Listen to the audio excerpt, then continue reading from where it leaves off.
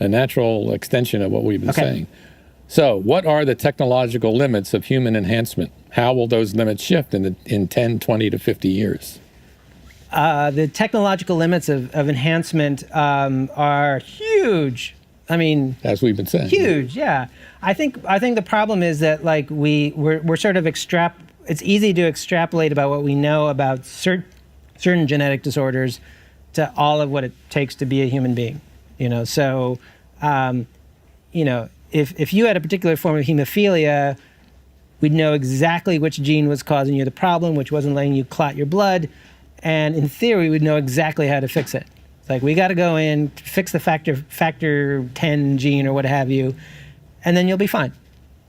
And that's it, done. Yeah, but as you say, like, what are the genes that are for, you know, going to Carnegie Hall? Like, who knows? Yeah. I mean, I might be a little more sanguine than you are about how soon we're going to figure out some of these complex traits. Because I mean, you know, there are big studies going on now, with tens, hundreds of thousands of people, and they really are zeroing in on certain genes that do contribute to some of these traits, and they include these hot button issues like intelligence.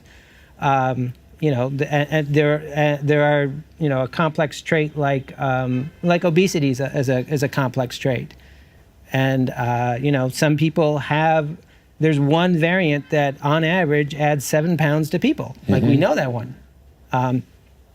And so, to me, it doesn't seem like that big of a stretch to see using CRISPR not just to fix one gene, but to go in and fix a few different places in DNA and actually make a big difference going towards some of these goals. I think that could happen.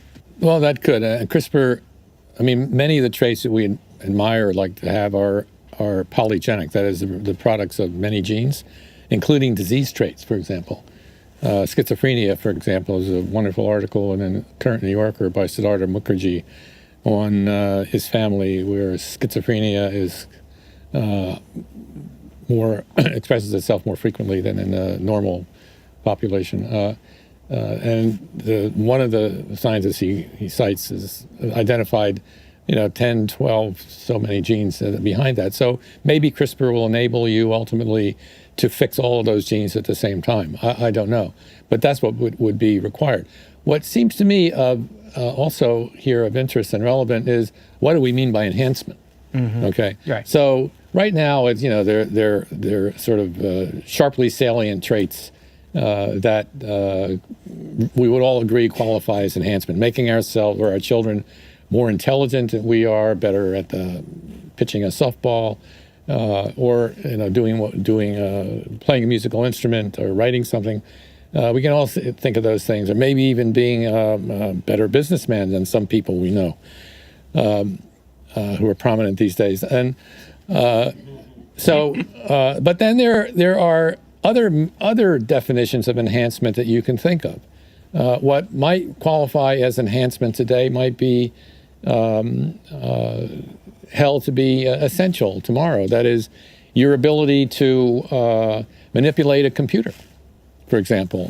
I know people who are not very adept at it. They just throw up their hands sooner or later. But maybe we could say, well, in tomorrow's world, the ability to manipulate a computer will be as essential as the ability to use language in the ordinary sense. And so we might say, well, this is required. Now, will people want to take advantage of these things if we know how to do it? I think they will, because we are all in the game of enhancement already. I mean, not everybody in this room, but as a society, we try to find better schools for our kids, right? We manipulate the environment so that the outcomes are better than they would be otherwise. We administer drugs to our kids, like growth hormone, right? Where growth hormone isn't necessarily needed. Oh, okay. Well, that's right? a hot button we thing. do but all those things. But what about vaccination? Vaccination. Yeah. So, in Boston, 1721, smallpox epidemic hits, and there's a doctor who wants to inoculate people, and there are riots. People are just furious about this, and they're saying it's unnatural. It's God's will that we have smallpox and we suffer through Sure. it. And today we'd be like, of course, hopefully most people will say like, I'm going to give my kid a smallpox vaccine. We don't Right. have smallpox now because of vaccines. Right. So, But that's exactly Haldane's point. You see, that when biological innovations initially come along, often they are met with resistance and outrage. Right. And riots, in this case. and rights.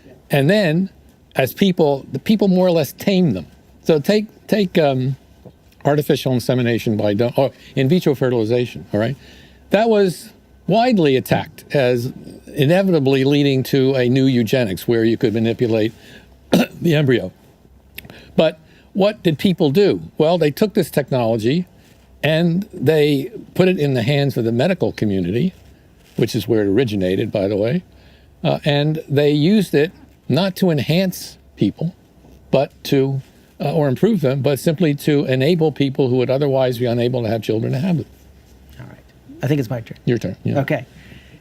What are the limits we should be putting on scientific research into human genetic enhancement? And there's a second question here. Do you think that there should be an international moratorium on editing germline cells?